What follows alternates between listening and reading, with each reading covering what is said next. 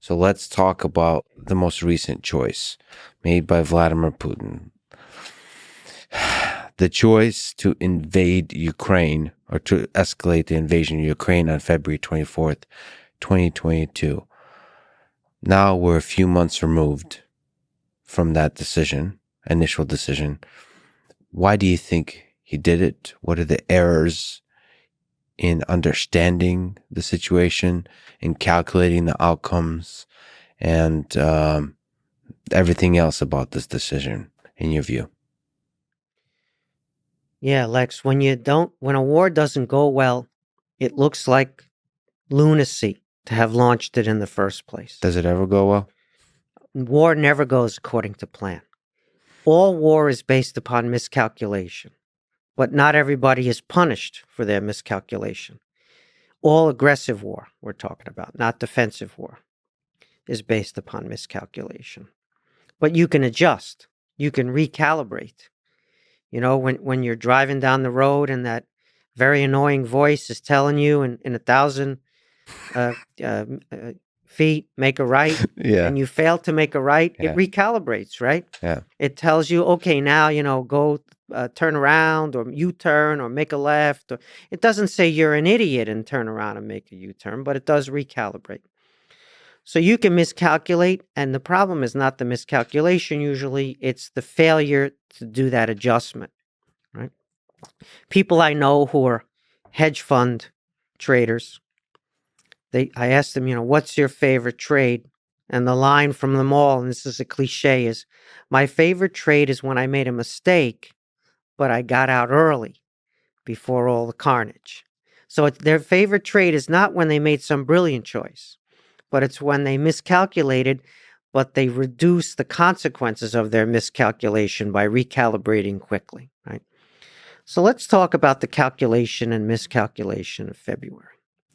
Let's imagine, Lex, that you've been getting away with murder. I don't mean murder in a figurative sense. I mean you've been murdering people.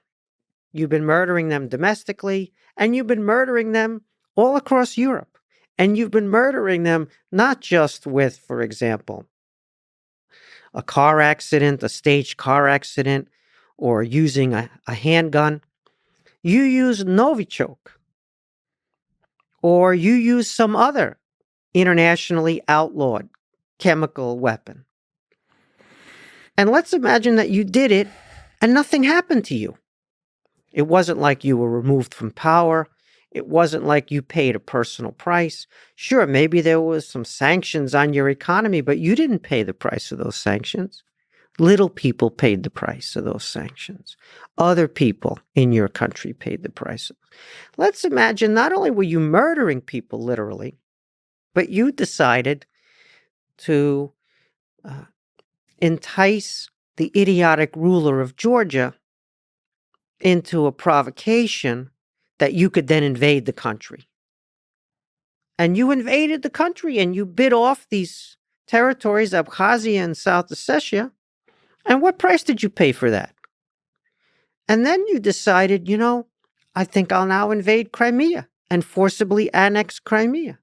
And I'll instigate an insurrection in the Donbass in eastern Ukraine, in Luhansk. And let's imagine you did all that, and then you had to stick out your wrist so that, it could be slapped a couple of times. And you said, I can pretty much do what I want. They're putting a sanction here and there, and they're doing this, and they're doing that. And you know what? They're more energy dependent on me than before. I got better money laundering and reputation services than anybody has. Maybe the Middle East and the Chinese would disagree with you that you have better than them, but yours are pretty good. And the Panama Papers get released, revealing all of your offshoring and your corruption. And what happened? Nothing happens, Lex. So the first and most important consideration here is, in your own mind, you've been getting away with murder, literally, as well as figuratively, and you think, I probably can do something again and get away with it. And so the failure to respond at scale, in fact, the indulgences, the further dependencies that are introduced, the illusion that trade is the mechanism to manage authoritarian regimes. You know that great German cliche, Wandel durch Handel, right? Change through trade or transformation through trade, one of Angela Merkel's favorite expressions, right? You're going to get the other side to be better rather than confront them in a Cold War fashion where you stand up to their aggressions and you punish them severely in order to deter further behavior. So that's the first and most important part of the calculation miscalculation. There are a lot of other dimensions. So can we pause on that really quick? So this is kind of idea of it's okay to crack a few eggs to make an omelet, which is a more generous description of what you're saying, that you don't incorporate into the calculation the amount of human suffering that the decisions cause, but instead you look at sort of the success based on some kind of measure for you personally and for the nation, not in terms of in a humanitarian sense, but in some kind of economic sense and a geopolitical power sense. Yeah. You're not sentimental, Lex. You say to yourself, the cause of Russian greatness is greater than any individual life. Russia being in the first rank of the great powers, Russia realizing its mission to be a special country with a special mission in the world, a civilization unto itself, the first rank of the great powers, maybe even the greatest power. That's worth the price that we have to pay, especially in other people's lives, right? We have a lot of literature on the Putin regime, which talks about the kleptocracy. The place is a kleptocracy, and it is a kleptocracy. We all can see that, and anybody in London living the high life servicing this kleptocracy can testify that it's a kleptocracy. And not only in London, of course, right here in the United States, in New York. But it's not only a kleptocracy, Lex. That was the problem of the Russian studies literature. It wasn't just about stealing, looting the state. It was about Russian greatness. You see those rituals in the Kremlin, right? In the Grand Kremlin Palace, in the St. George's Hall, some of the greatest interiors in the world. And you see award ceremonies and you see marking holidays. And all of these looters of the state have their uniforms on with their medals. And someone's given a speech or singing a ballad, and their eyes are moist. Their eyes are moist because they're thieves and looters? No, Lex, because they believe in Russian greatness. They have a deep and fundamental, passionate commitment to the greatness of Russia, which in unsentimental fashion, they're all sentimental to the max. That's why their eyes are moistening. But they imagine unsentimentally that any sacrifice is okay, a sacrifice of other people's lives, a sacrifice of their conscripts in the military, a sacrifice of Ukrainian women and children and elderly. That's a small price to pay for those moist eyes about Russian greatness and Russia's position in the world. Well, that human thing, that sentimentality is a thing that can get us in trouble in the United States as well and lead us to wars, that illegal wars and so on. But the United States, there's repercussions for breaking the law. You're going to pay for illegal wars in the end. You're saying that in authoritarian regimes, this sentimentality can really get out of hand, and you can, by charismatic leaders that can take that to manipulate the populace to make that in the span of history led to atrocities, and in today's world lead to humanitarian crises. It's not just a kleptocracy; it's a belief system. Yeah. It's passion. It's conviction. It's. You can call them illusions. You can call them fantasies. Whatever you want to call them, they're real. They're real for those people. And so, yes, they're looting that very state that they're trying to make one of the great powers in the world.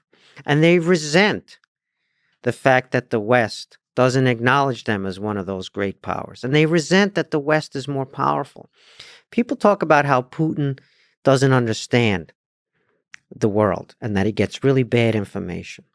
Lex, if you're sitting there in that Kremlin and you're trying to conduct business in the world and you're getting reports from your finance minister or your central bank governor, your whole economy, everything that matters, somehow all your trade is denominated in dollars and euros. Do you have any illusions about who controls the international financial system? I don't think so, Lex. You looking over your industrial plan for the next year, and you're looking over how many tanks you're going to get, and how many cruise missiles you're going to get, and how many submarines you're going to get, and fill in the blank. And you know what? It says right there in the paperwork where the component parts come from, where the software comes from. Comes from the West, Lex. Your whole military industrial complex is dependent on high-end Western technology. And let's say you're in Beijing, not just in Moscow, and you go to a meeting in your own neighborhood. You're the leader of China. You go to a meeting with other Asian leaders. Do they all speak in Chinese with you? No, Lex, they don't speak Chinese. You go to an international meeting as the leader of China, and guess what language is the main language of intercourse? Yes, the same one you and I are speaking right now. And so you live in that world. You live in the Western world, and it's very hard to have illusions about what world you live in. When you're under that, you need those Western banks. You need that foreign currency, right? You need that high-end Western technology, that technology transfer. You're speaking, or you're forced to speak, or your minions are forced to speak at international gatherings in English. And I could go on. All the indicators that you live in. And so Putin lives in that world. He's no fool. Well, to push back, isn't it possible that, as you said, the minions operate in that world? But can't you, if you're the leader of Russia or the leader of China or the leader of these different nations, still put up walls where actually when you think in the privacy of your own mind, you exist not in the international world, but in a world where there's this great Russian empire or this great Chinese empire. Yes. And then you forget that there's English, you forget that there's technology in iPhones, you forget that there's all of this US keeps popping up on all different paperwork that just becomes the blurry details that dissipate, because what matters is the greatness of this dream empire that I have in my mind as a dictator. I would put it this way, Lex. After you absorb all of that from your minions, and it impresses upon your consciousness where you live in a Western dominated world, that the multipolar world doesn't exist. Your goal is to make that multipolar world exist. Your goal is to bring down the West. Your goal is for the West to weaken. Your goal is a currency other than the dollar and the euro. Your goal is an international financial system that you dominate. Your goal is technological self-sufficiency, made in China 2035, right? Your goal is a world that you dominate, not that the West dominates. And you're going to do everything you can to try to attain that world, which is a Russian-centric world, or a Chinese-centric world, or what we could call a Eurasian-centric world. And it's not going to be easy, Lex, just for the reasons that we enumerated before. But maybe you're going to get a helping hand. Maybe the West is going to transfer their best technology to you. They're going to sell you their best stuff. And then you're going to absorb it and maybe copy it and reverse engineer it. And if they won't sell it to you, maybe you'll just have to steal it. Maybe the West is going to allow you to bank, even though you violate many laws that would prohibit the West from extending those banking services to you. Maybe the West is going to buy your energy and your palladium and your titanium and your rare metals like lithium, because you're willing to have your poor people mine that stuff and die of disease at an early age. But Western governments, they don't want to do that. Right? They don't want to do that dirty mining of those very important rare earths. But you're willing to do that because it's just people whose lives you don't care about as an autocratic regime, right? So that's the world you live in, where You're trying to get to this other world. You're at the center of the other world. You dominate the other world. But the only way to get there, Lex, is the West has to weaken, divide itself, maybe even collapse. And so you're encouraging, to the extent possible, Western divisions, Western disunity, a Western lack of resolve, Western mistakes and Western invasion of the wrong country and Western destruction of its credibility through international financial crises. And one could go on. So if the West weakens itself through its mistakes and its own corruption, you're going to survive and maybe even come out into that world where you're the center. And so Russia's entire grand strategy, just like China's grand strategy, Iran, it's hard to say they have a grand strategy because they're so profoundly weak. But Russia's grand strategy is, we're a mess. We don't invest in our human capital. Our human capital flees, or we actually drive it out. It goes to MIT, like you did, or it goes to fill in the blank, right? We can't invest in our people.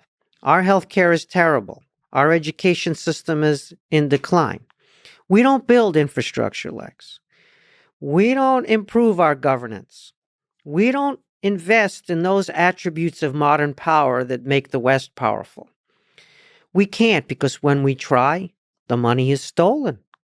We try these grandiose projects of national projects, they're called. We're going to invest in higher ed. We're going to invest in high tech. We're going to build our own Silicon Valley known as Skolkovo. We're going to do all those things, and what happens? They can't even build an airport without the money disappearing. The Sochi Olympics, Lex, officially cost them $50 billion. You look around at the infrastructure that endured from that $50 billion expense, and you're thinking, that's like the Second Avenue subway. You get almost nothing for your money. And so, yeah, it's corruption, Lex, but it's also because they don't want to do that. They don't want to invest in their people. They couldn't do it if they wanted to, and when they try, it doesn't work. But why invest in your own people? Invest in your hardware, your military hardware, right? Invest in your cyber capabilities. Invest in all your spoliation techniques and your hard power. And invest in further corrupting and further weakening and further dividing the West. Because, as I said, if the West is weak, divided, lacking resolve, you don't invest in your people, you don't build infrastructure, you don't improve your governance, but you'll muddle through. That's Russian grand strategy. So invest in the hard power, weaken the West. Those combined together means you're going to be heavily incentivized to escalate any military aggressive conflicts that are around you, or create new ones, or if you can get away with murder. But what happens, Lex, if it's a Harry Truman-like response? What happens if somebody says, we're going to stand up to this? We're not going to allow this to happen. We're not going to launder your money anymore. We're not going to be dependent on you for energy in the long term. We're going to make a transition. We're going to punish you for that kind of behavior instead. And the West is now switched to that only because of the courage and ingenuity of the Ukrainian people. The Ukrainian resistance to Russian aggression was one of the greatest gifts the West has ever received. The sacrifices that the Ukrainians are making right now as we speak, meaning they're fighting a war by themselves against a major military power, their neighbor Russia. Nobody's fighting it with them. Yes, we are giving them weapons so they can conduct self-defense, which, by the way, is legal under international law. Unlike the Russian invasion, which is illegal under international law, Western's supply of weapons, including heavy weapons, including offensive weapons, to Ukraine for its self-defense in the invasion by Russia is actually legal under. And so, thank God, the Ukrainians surprised everybody. They surprised me. They surprised Putin in the Kremlin. They surprised the Biden administration. They surprised the European Union. Not with the fact that they would resist. We knew that. We had the Orange Revolution in 2004. We had Maidan in 2013-14, where they rose up against a domestic tyrant, and they were willing to die on behalf of their country then, let alone against a foreign tyrant invading their country, right? So we knew they would resist. We didn't know just how successful, certainly I didn't know, they would be on the battlefield. It's been breathtaking to watch. That sacrifice, that gift, enabled the West to rediscover itself, to rediscover its power, to revive itself, to say, the hell with this energy dependence in the long term. The hell with this money laundering and reputation laundering. The hell with this running back and forth to Moscow to try to see what Putin needs in order for him to feel respected, what appeasement he needs, right? So we'll see if it endures, but this shift comes from the Ukrainians. And so it's no longer getting away with murder, Lex. And we thank the Ukrainians for that. The people and the leadership and the separate factions that make up Ukraine uniting. It's the unification, the uniting against the common enemy. Yes. And standing up before anyone knew that they would be backed by all of these other nations, by this money and all this kind of stuff. Standing there, especially with the President Zelensky, where it makes total sense to flee, he stood his ground. And yes, Lex. Let's take that point that you just raised, which is a deep and fundamental point, and I thank you for that. Do you guys hear that? I think that was a compliment. There we go. Let's go. Lex. Zelensky or unification? I'm sitting here in front of you. Thank you. It's an honor. And it's a mutual honor. So Ukraine, before the war, is run by a TV production company. Right? You're one guy running this fantastic, incredible podcast. Yeah. There's 20 guys or so running a country the size of Ukraine. Yeah. And one's a producer, and one's like a makeup person, and one's a video editor, and they're fantastically talented people if your country is a TV production. Mm-hmm. So before the war, Zelensky had, 25% approval rating? And he couldn't get much done, and it wasn't working. He got elected with 73%, as you know, and then he was down to 20. That's a pretty big drop. And so you're thinking, maybe having a major, large-size, 40 million plus population European country run by a TV production company is not the best choice. And then what do we see? We see President Zelensky decides to risk his life on behalf of his country, Ukraine. He decides to stay in the capital. He's not going to flee. They're going to stay and fight. And he could be killed. He can die. It's a decision where he put his life on the line. Obviously, he's Jewish descent, Russian-speaking childhood and upbringing. Russian-speaking Jewish descent puts his life on the line for the country of Ukraine. It's a pretty big message, don't you think? And it's crucial. And it turns out, not only that, Lex, but they're good at TV. They're good at information war. And in a war, it's a TV production company and a TV personality. That's exactly what you want running a country, because they're crushing in the information war. And he's spectacular. European Parliament, U.S. Congress, Israeli Parliament. There's no room on Zoom, let alone in person, that he can't win over. He's just so effective. You know, this is the first time reality TV has been about reality instead of fake. Reality TV is just this completely fake nonsense. But Zelensky, this is real reality TV. And he means it. And the nation is behind him. And they're just as courageous and just as ingenious in many ways. And it's spectacular. And so, yeah, who saw that coming? I didn't see that coming, Lex. In fact, the Biden, we talk about Putin's miscalculation. Mm-hmm. The Biden administration, as you alluded to, offered him an exit from the country. They didn't say, you want to stand and fight? We'll back you. They said, we'll get you out. You want to come now? And famously, that quote, right? What he said about how he doesn't need a ride. Remember that moment? The Biden administration was poised to do another Afghanistan moment.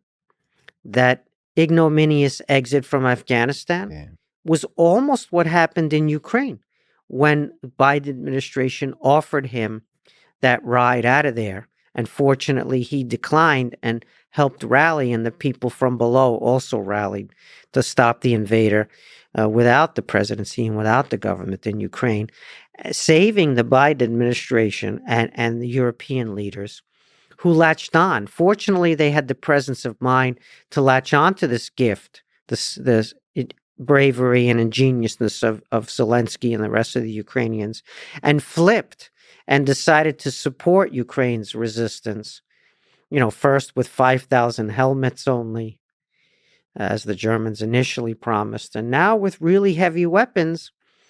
And so that's something that wasn't foreseen.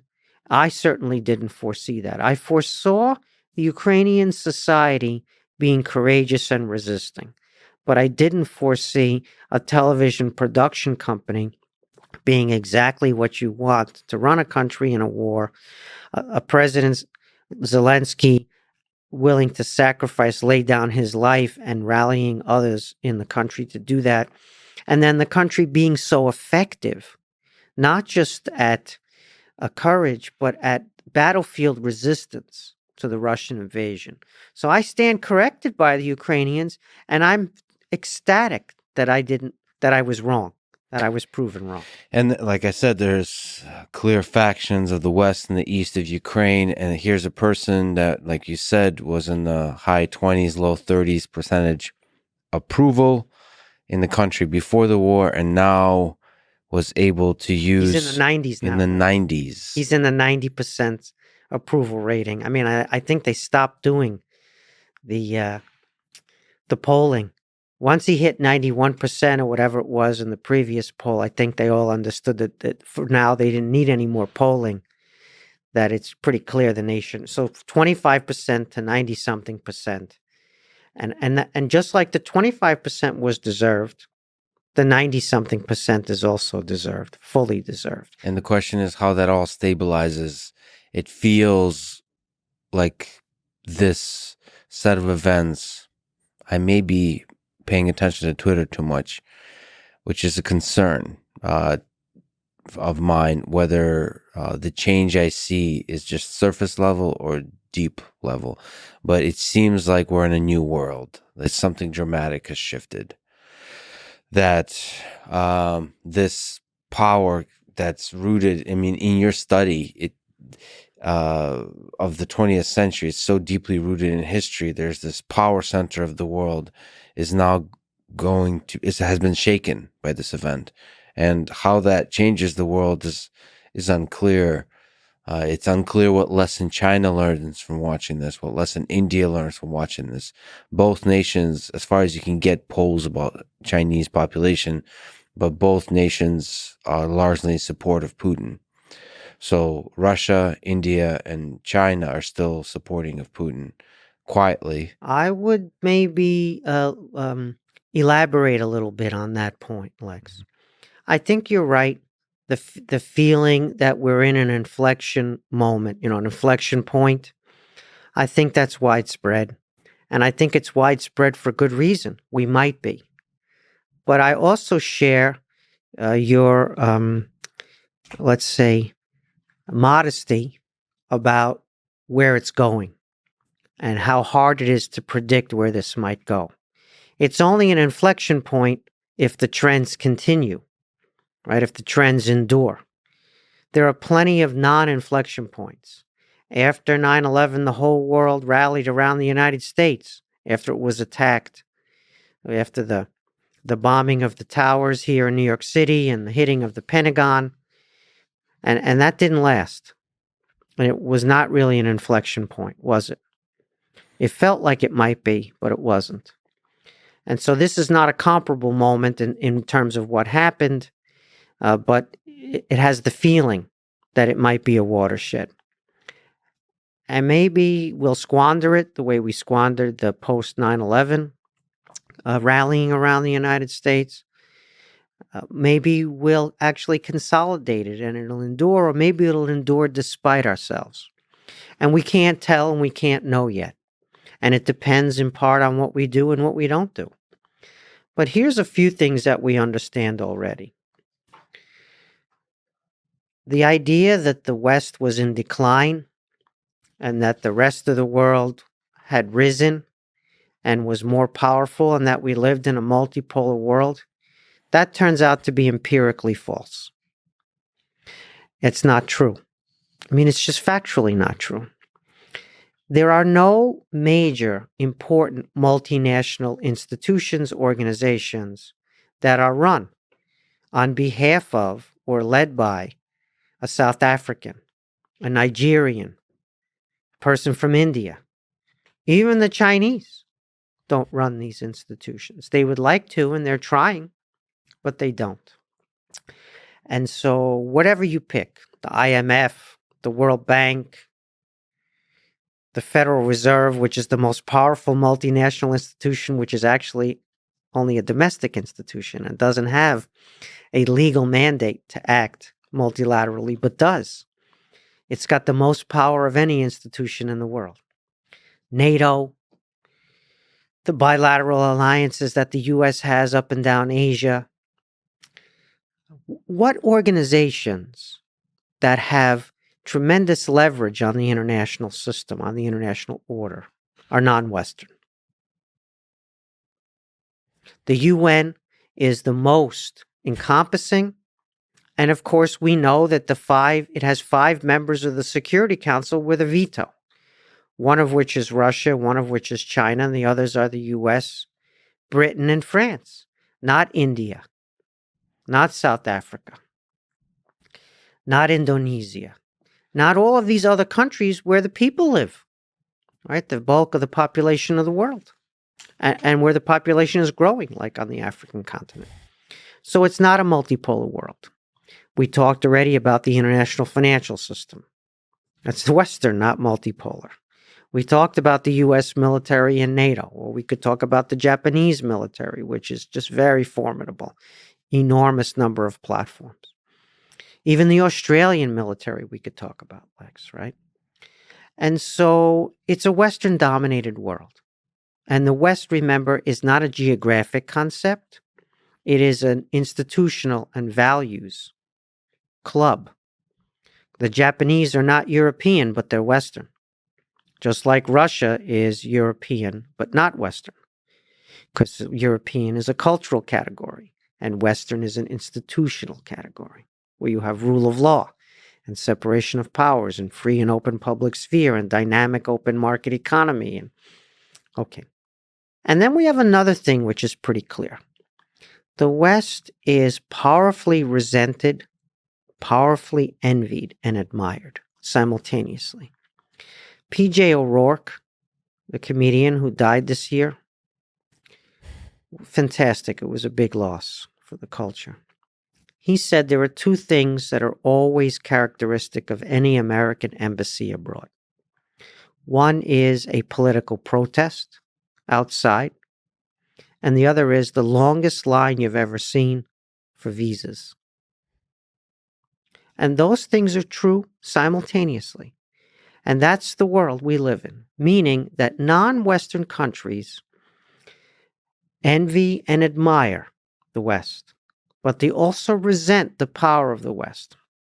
Western hypocrisy, right? The West invades countries when it wants, but when others do that, it's illegal, right? The West arrests you for money laundering, but it's Western money laundering that is where you go when you need to launder money, right? So they see the hypocrisy, they see the excessive power that the West has, and they resent it. And they say, who elected you to run the world?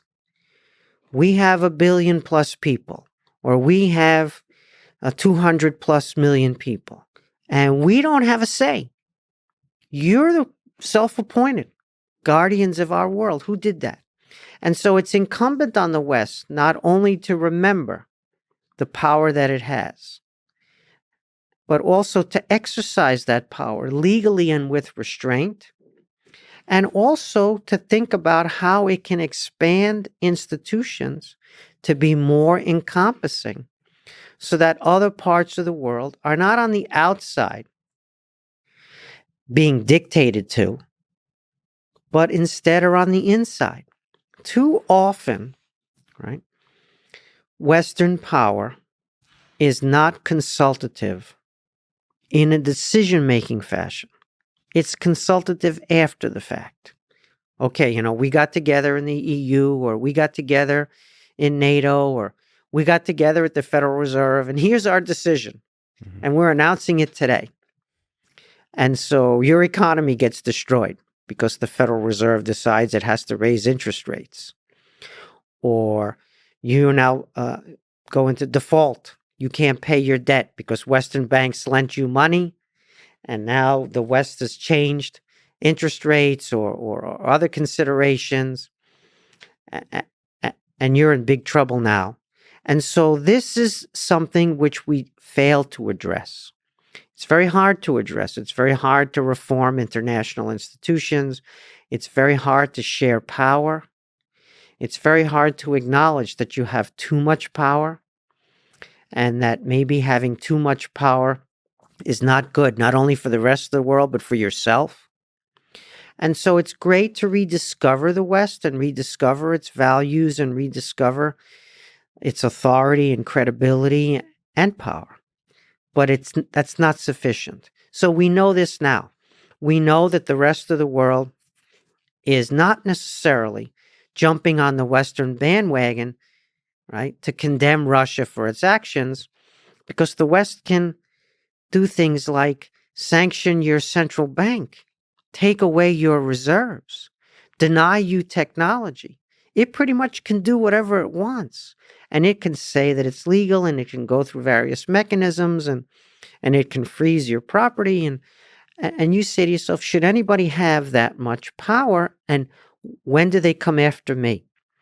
Now, there's a caveat here. And the caveat, Lex, is they don't like the West having all of that power, and they didn't join in the condemnation of Russia. But they also didn't join in Russia's aggression. So Russia's domestic civilian aircraft industry, right? Civilian aircraft industry is in big trouble now because of the export controls on spare parts and software. Brazil is a major power in aircraft manufacturing. Did they rush in and say, Vladimir Putin, we didn't condemn necessarily your actions in Ukraine. Okay, that's one thing. And how about we give you all of our aircraft technology and we help you rebuild your domestic aircraft industry? And you can have the aviation that the West is. Did that happen, Lex? Didn't happen. And you can look at India, and you can look at China, and you can look at South Africa, and you can look at what they've done in practical terms. Yes, they haven't always joined in a full-throated condemnation. Maybe they've been neutral, or maybe they've been playing both sides of the fence, like Turkey, for example.